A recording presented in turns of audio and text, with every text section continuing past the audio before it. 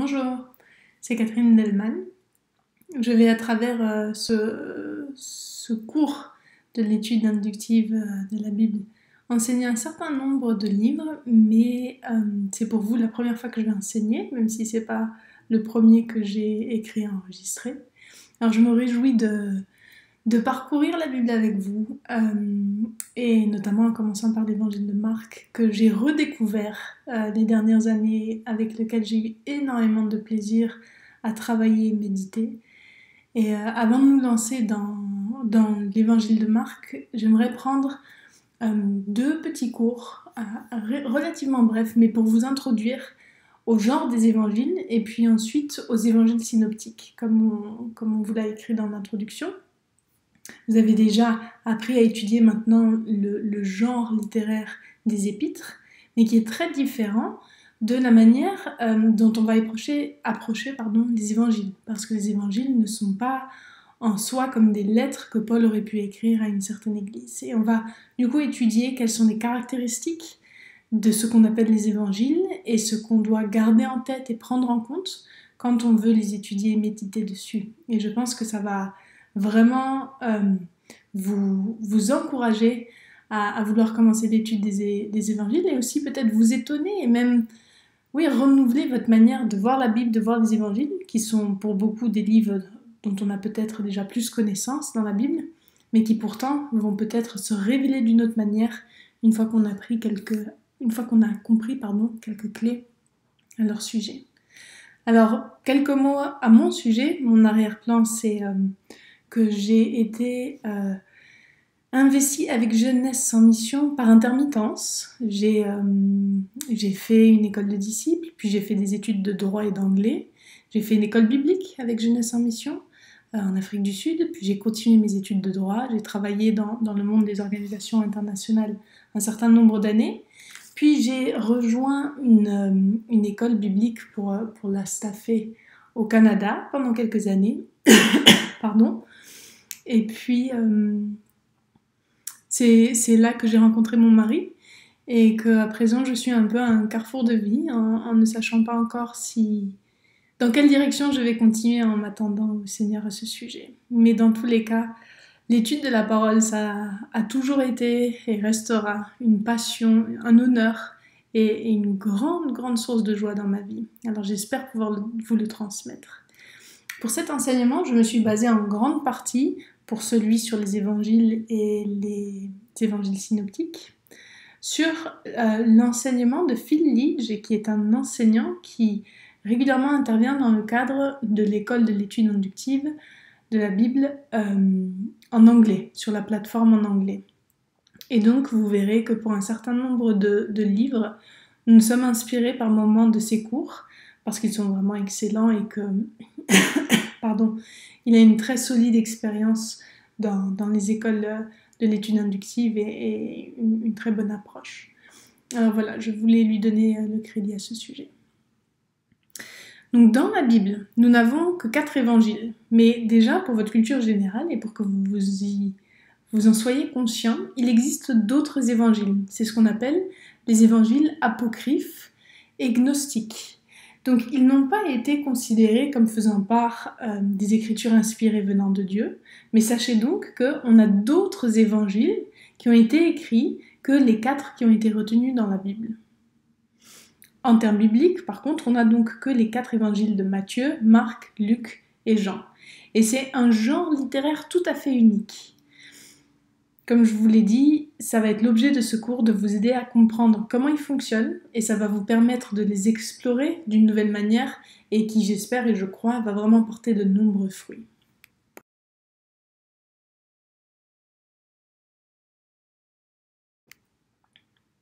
Alors Jésus lui-même n'a écrit aucun des évangiles. D'ailleurs à ce sujet, on n'est même pas sûr, on ne sait pas du tout si Jésus aurait écrit un document ou pas du tout. Là, il savait lire et écrire, ça on le sait, puisqu'il était rabbin, et on sait qu'il écrivait parce qu'il savait écrire, puisque on a cette histoire de l'épisode avec la femme adultère, où il est accroupi et il va écrire quelque chose dans le sable, même si on ne sait pas ce qu'il a écrit dans le sable. Mais donc à part ça, on n'a aucune trace de lui qui écrive des textes qui auraient été transcrits et transmis à la postérité. Donc, ce ne sont pas des écrits de Jésus, les évangiles, mais ce sont des écrits au sujet de Jésus. Maintenant, pour vous aider un peu à comprendre le contenu, ce que les évangiles comportent, on va faire une petite comparaison avec d'autres livres dans le Nouveau Testament.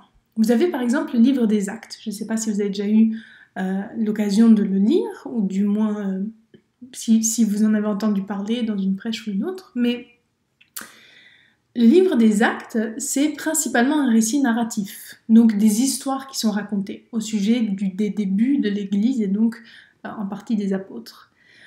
Et dans certains des discours des apôtres qui sont rapportés dans le livre des Actes, vous allez trouver quelques points de doctrine ici et là.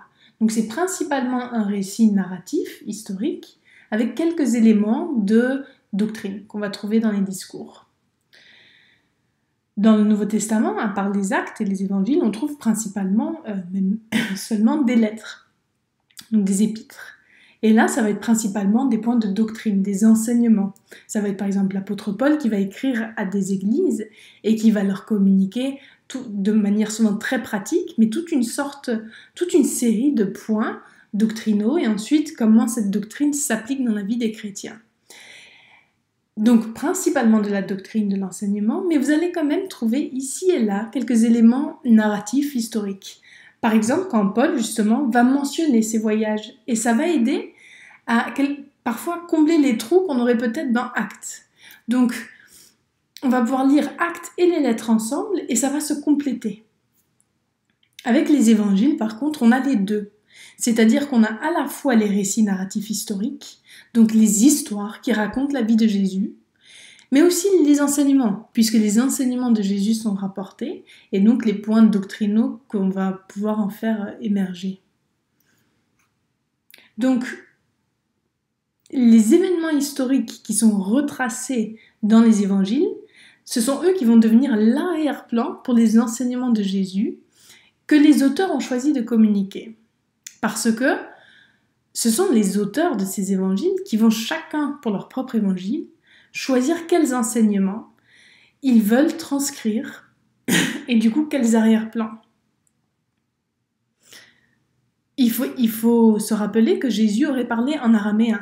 Et donc, ils vont prendre ces enseignements en araméen, la langue de Jésus et de ses contemporains, et ils vont les traduire en grec parce que la version originale de notre Nouveau Testament est en grec.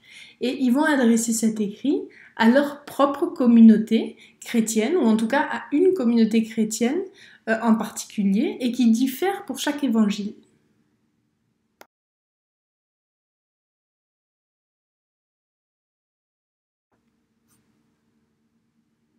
Donc chacun d'entre eux, chacun des auteurs des évangiles, va donner un récit de la vie et des enseignements de Jésus, mais adressé à une communauté chrétienne différente.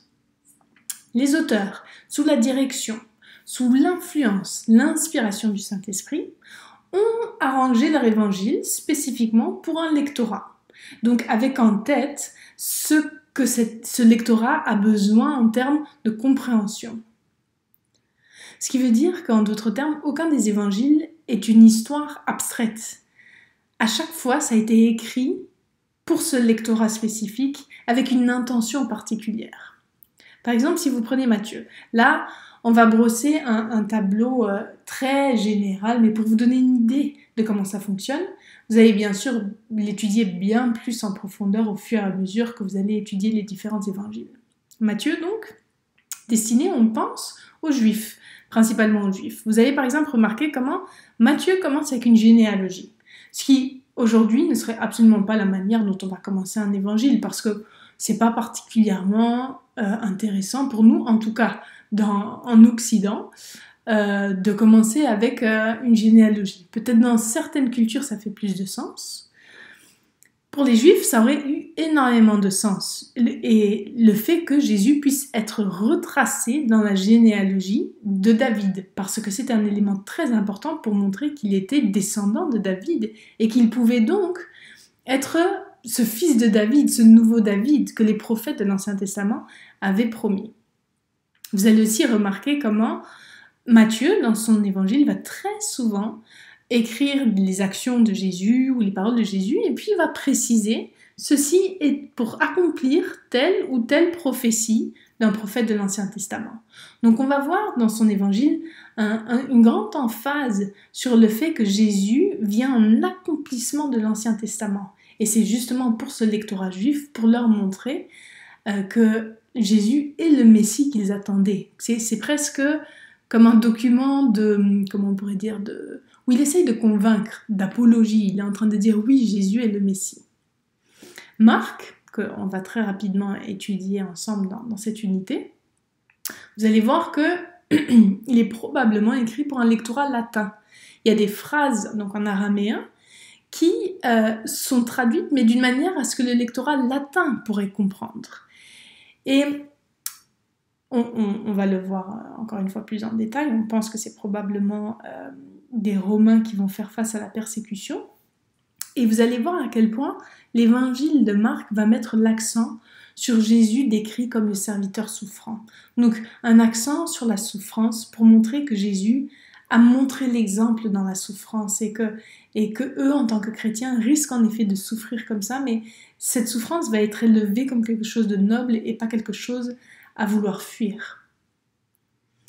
Luc, vous verrez, a été écrit pour les non-juifs de manière générale, même si dans l'immédiat, il est écrit pour une personne en particulier, Théophile, mais de manière plus générale, on pense que ça a été écrit pour un lectorat non-juif.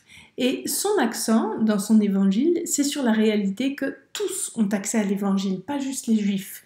Et donc il va aussi en particulier mettre en avant ceux qui auraient été considérés aux yeux de la religion juive comme des marginalisés, c'est-à-dire les non-juifs, les femmes, les Romains, donc toutes ces personnes qui vont trouver une place dans l'évangile de Luc, qui montre qu'il est particulièrement intéressé à montrer à ces groupes que eux aussi ont leur place dans la bonne nouvelle de Jésus. Jean, enfin, il va écrire plus vers la fin du premier siècle. Il va adresser des problématiques qui sont spécifiques à la communauté chrétienne grecque. Et on va voir que dans son évangile, mais aussi dans ses lettres et même dans son apocalypse, il fait très probablement face à des courants, des fausses doctrines qui avaient infiltré l'Église. Et il va particulièrement insister dans son évangile sur le fait que Jésus était à la fois Dieu et homme. Il était pleinement Dieu, pleinement homme. Et donc, c'est un accent qui est là à cause de ce qui a influencé son lectorat. Vous voyez donc comment chaque évangile est vraiment spécifiquement écrit pour les besoins d'une communauté en particulier. Et du coup, on va avoir besoin de lire les évangiles avec la compréhension de deux niveaux. Et on y reviendra dans la suite du cours. C'est-à-dire Jésus et son environnement, mais ensuite aussi l'auteur de l'évangile et les lecteurs auxquels il écrit, qui ne sont pas les contemporains de Jésus, bien souvent. Alors oui, les évangiles vont être historiques, il y a des éléments historiques dedans, et biographiques, puisqu'il y a des éléments au sujet de la vie de Jésus, mais ce ne sont pas une biographie chronologique. Un des pères de l'Église, qui s'appelle Justin Martyr, a parlé des évangiles en les décrivant comme les mémoires des apôtres. Et je pense que c'est une très bonne manière de décrire ça. Ce sont les mémoires des apôtres. Ils contiennent des faits qui concernent Jésus et des enseignements de Jésus selon la mémoire ou les recherches des apôtres et aussi l'intention des apôtres dans leur écriture.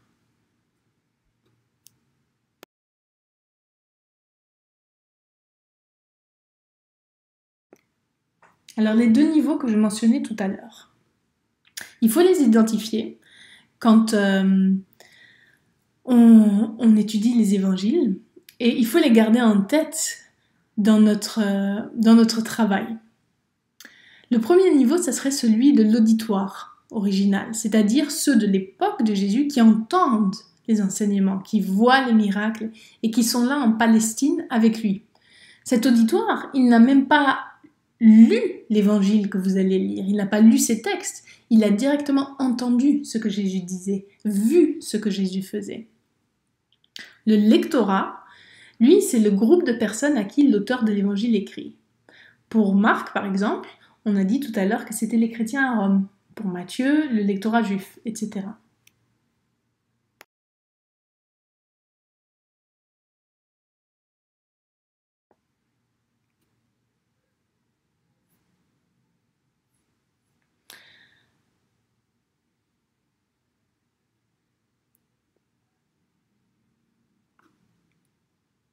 Alors, excusez-moi, j'étais un peu confuse.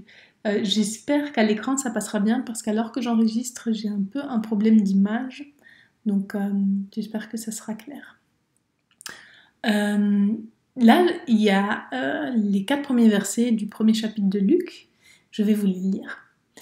Plusieurs ayant entrepris de composer un récit des événements qui se sont accomplis parmi nous, suivant ce que nous ont transmis ceux qui ont été des témoins oculaires dès le commencement et sont devenus des ministres de la parole. Il m'a aussi semblé bon, après avoir fait des recherches exactes sur toutes ces choses depuis leur origine, de te les exposer par écrit d'une manière suivie, excellent Théophile, afin que tu reconnaisses la certitude des enseignements que tu as reçus. Donc là, vous voyez que Luc va écrire à un haut dignitaire, puisque excellence c'était une manière d'adresser des personnes haut placées, qui s'appelle Théophile, et donc à travers lui, il va cibler un lectorat plus grand, et il a un but spécifique en tête, c'est de rétablir la vérité, de donner à Théophile la capacité de discerner dans les enseignements qui circulaient à l'époque, ce qui était véritable et ce qui ne l'était pas. Donc son but, c'est cet exposé clair, et il a fait des recherches. On voit qu'il avait du coup accès à des ouvrages ou des documents qui circulaient au sujet de la vie de Jésus. Il a aussi fait des interviews, des témoins oculaires de l'époque. Et tout ça pour ce but précis d'aider Théophile dans ses démarches spirituelles.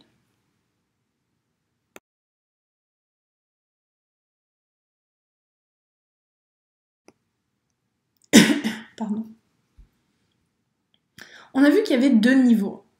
Le niveau des auditeurs et le niveau des lecteurs. Et du coup, quand vous lisez et étudiez les évangiles, eh bien, vous devez réfléchir à 2 contextes historiques. Alors, en premier lieu, celui des auditeurs, donc le contexte de Jésus, c'est-à-dire la Palestine du 1er siècle. Pour bien comprendre l'environnement de Jésus, vous allez devoir comprendre comment la nation juive en est arrivée à être sous l'oppression de l'occupation romaine et ce que ça représentait pour eux, cette occupation. Comprendre aussi les espoirs, les attentes messianiques qui étaient dans le cœur de nombreux juifs par rapport à ce contexte d'occupation. Qu'est-ce que ça représentait pour eux le Messie? Qu'est-ce qu'ils attendaient du Messie? Comprendre les différents groupes, parce que vous allez souvent les voir mentionner, les pharisiens, les sadducéens, etc. Alors vous avez sur la plateforme, pour le moment en tout cas, en août 2019, un document qui a été composé par Inès Stassen-Boylen sur ce contexte de la Palestine au 1er siècle. Peut-être que par le futur on le remplacera par un cours, on verra. Alors c'est vrai que ce document est un peu long et ça peut peut-être vous paraître, peut-être que vous allez être découragé à l'idée de devoir le lire, que ça va vous paraître très fastidieux. Mon conseil, ça serait de le survoler une première fois, juste pour être familier de son contenu. Qu'est-ce qu'il y a dans ce document? Sans forcément étudier chaque page en détail, mais comme ça, au fur et à mesure de vos études, vous allez peut-être avoir la curiosité piquée sur un élément ou un autre élément, et vous vous rappellerez, dans ce document, j'ai vu qu'il y a un paragraphe sur les pharisiens, les sadducéens, et comme ça, vous pourrez retourner le voir.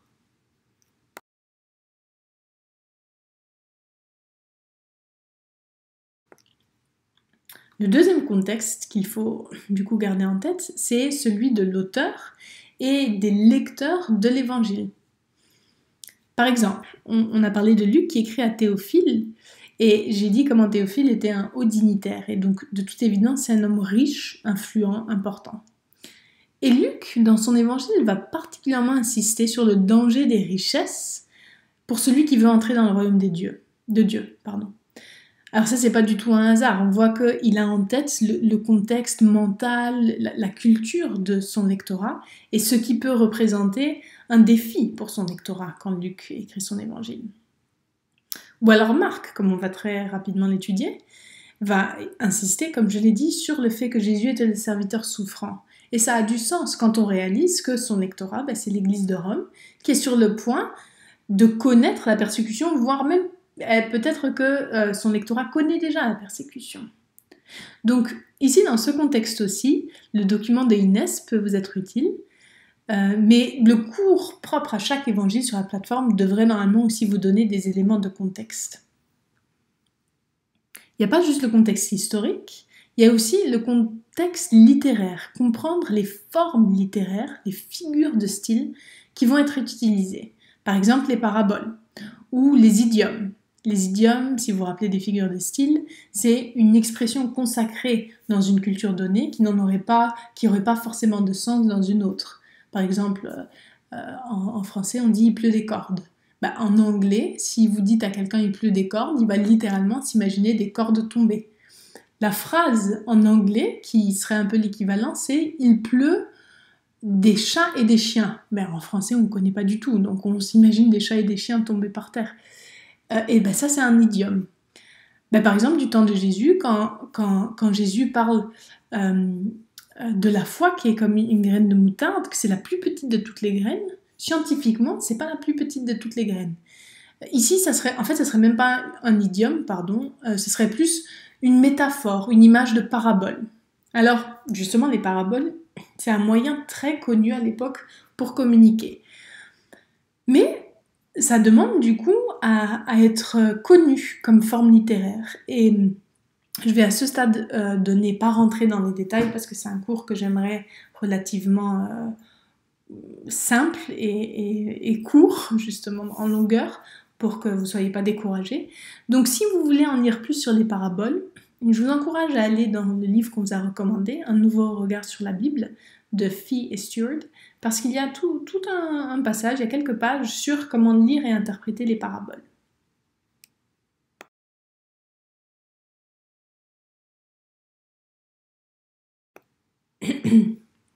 Alors maintenant, j'aimerais vous dire quelques mots sur la tradition orale. Alors justement, on veut parler de la tradition orale parce que même si on n'est pas sûr de la date exacte de quand les évangiles ont été écrits, il y a différentes dates qui sont proposées pour chaque évangile, dans tous les cas, ils ont été écrits au plus tôt 20 à 30 ans après la mort, la résurrection et l'ascension de Jésus. La culture à l'époque était orale. Encore une fois, ça c'est quelque chose que des cultures d'aujourd'hui, certaines cultures d'aujourd'hui comprennent très bien, mais d'autres ne sont pas du tout familières avec ça.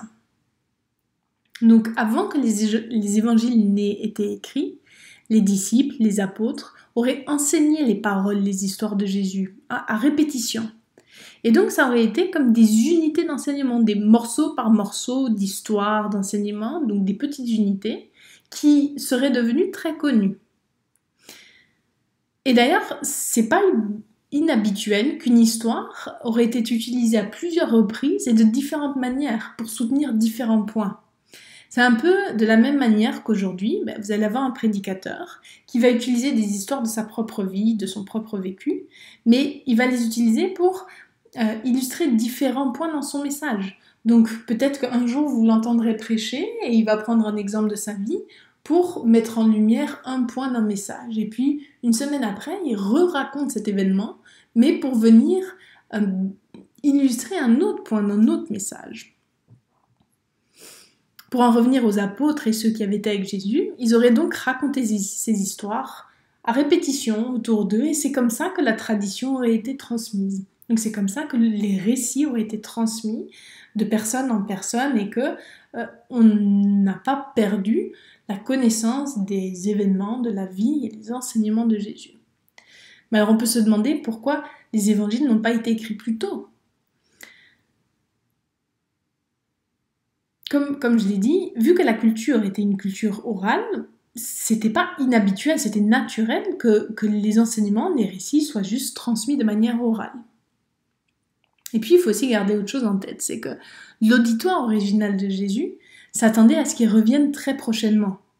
Donc il n'y avait pas forcément un besoin particulier pour eux à écrire les évangiles. Mais au fur et à mesure que l'Église grandit, les apôtres, ils n'arrivent pas à suivre la croissance de l'Église, ils peuvent pas être partout pour raconter l'histoire partout. Et puis, le retour de Jésus qui pensait imminent, il se fait attendre. Et en particulier, on commence à avoir des apôtres qui meurent. La plupart des apôtres sont morts en martyrs. Donc, ça commence à devenir de plus en plus impératif que les enseignements, les histoires qui portent en eux-mêmes soient transcrits. Comme ça, on en aurait une trace permanente pour les chrétiens.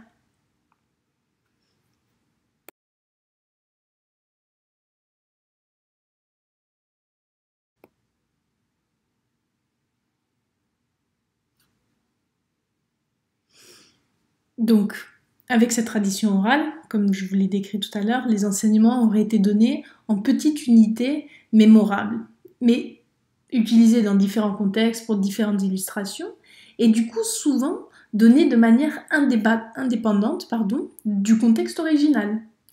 On n'avait pas forcément dans la transmission orale la note qui disait que Jésus avait enseigné telle ou telle vérité dans tel contexte.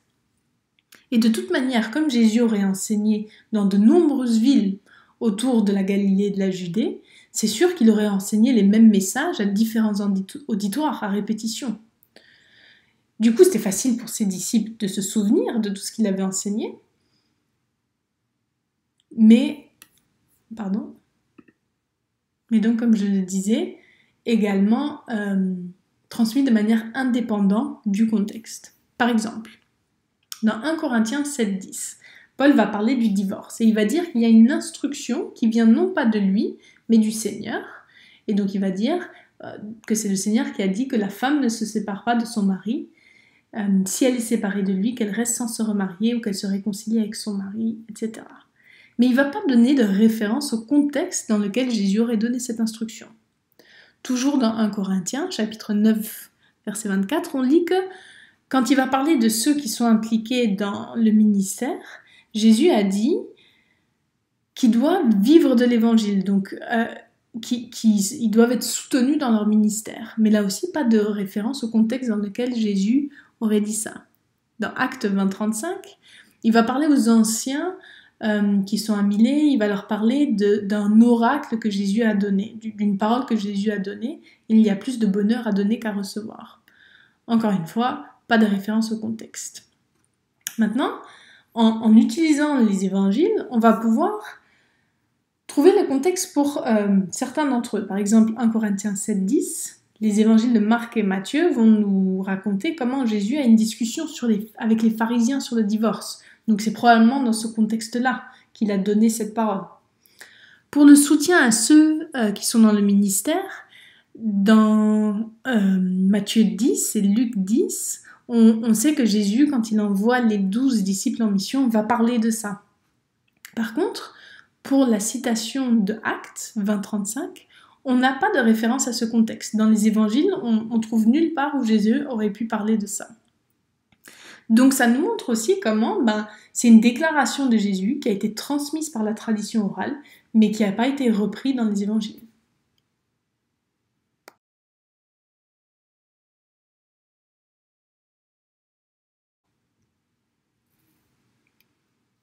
Comme je l'ai dit plusieurs fois, la même histoire peut être utilisée pour illustrer des propos différents.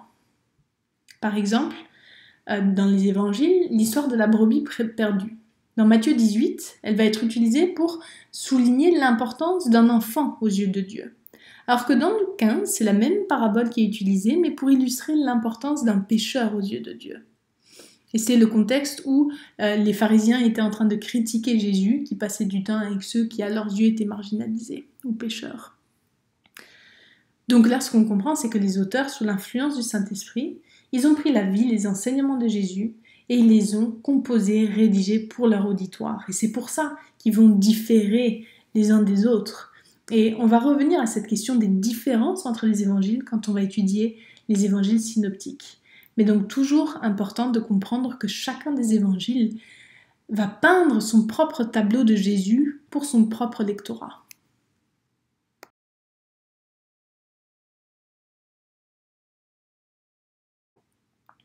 Autre chose que j'aimerais vous montrer, c'est comment les auteurs peuvent prendre un même contenu, mais l'agencer, l'organiser différemment dans son livre. Par exemple, dans Matthieu 10, il va y avoir un enseignement que Jésus donne à ses disciples avant qu'il envoie les 12 disciples en mission. Et des versets 5 à 15, on a des instructions pour cette mission en particulier. Comment ils vont devoir opérer, où est-ce qu'ils vont devoir aller, comment ils vont devoir financer leur mission. Puis ensuite, à partir du verset 16 jusqu'au verset 23, c'est un enseignement qui concerne une période future. Parce que ça va parler de la persécution. Mais au moment de cette première mission, les disciples ne vont pas expérimenter de persécution. Par contre, ils vont connaître ça plus tard dans les actes. Donc, c'est toute une partie de son discours ici qui est pour une période future, mais chez Matthieu, tout ça est mis ensemble parce que tout ça est dans le contexte de la mission. Luc va reprendre le même contenu au niveau du discours, mais il va le diviser, et on va le retrouver à 4 endroits différents de son évangile. Une première partie, on va la retrouver au chapitre 9, quand les 12 sont envoyés en mission, donc comme dans Matthieu. Par contre, une deuxième partie, au chapitre 10, c'est quand Luc va raconter un épisode de l'envoi de 70 disciples. Puis une troisième, au chapitre 12, Jésus va parler d'avertissement contre différents types d'anxiété. Et on va retrouver une partie au niveau là. Et puis enfin, on va retrouver une partie dans le discours du Mont des Oliviers. Donc ici, on a un même contenu, mais qui est façonné, qui est composé, qui est divisé différemment, encore une fois, parce que l'auteur a en tête son lectorat et puis il a une intention particulière pour son lectorat.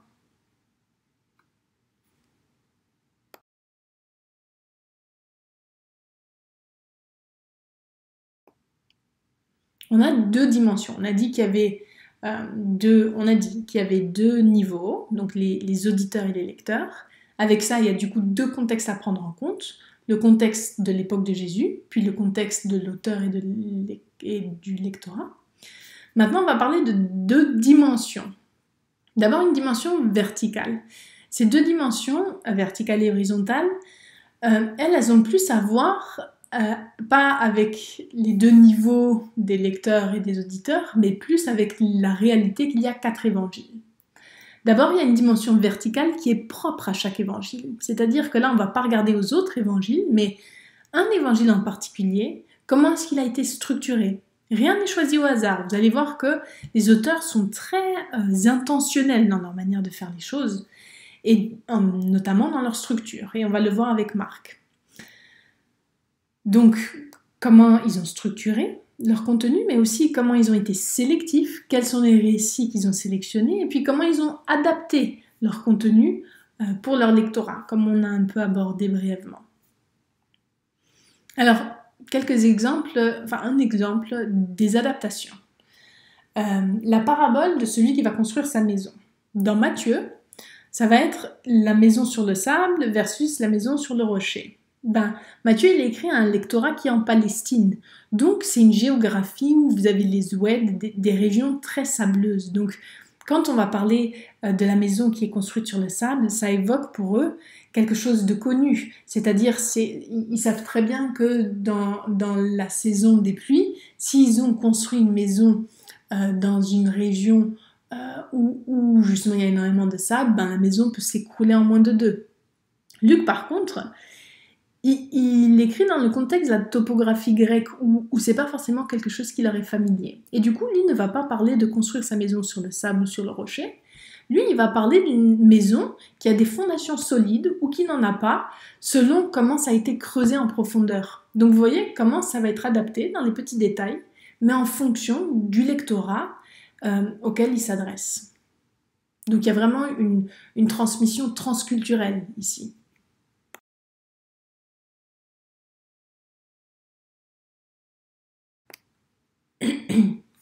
Alors la dimension horizontale, c'est justement celle, comme je disais, où on va reconnaître qu'il y a 4 évangiles. Et du coup, on a une lecture qu'on appelle comparative des 4 évangiles, c'est-à-dire qu'on lit Marc, mais oui, on réalise que Matthieu existe et que Luc existe. Quand on va lire les 4 évangiles, quand on va lire une histoire, par exemple, en se demandant, est-ce qu'elle est écrite dans les autres évangiles ? Comment est-ce qu'elle est écrite dans les autres évangiles ? Le but, c'est pas d'essayer de remplir les trous.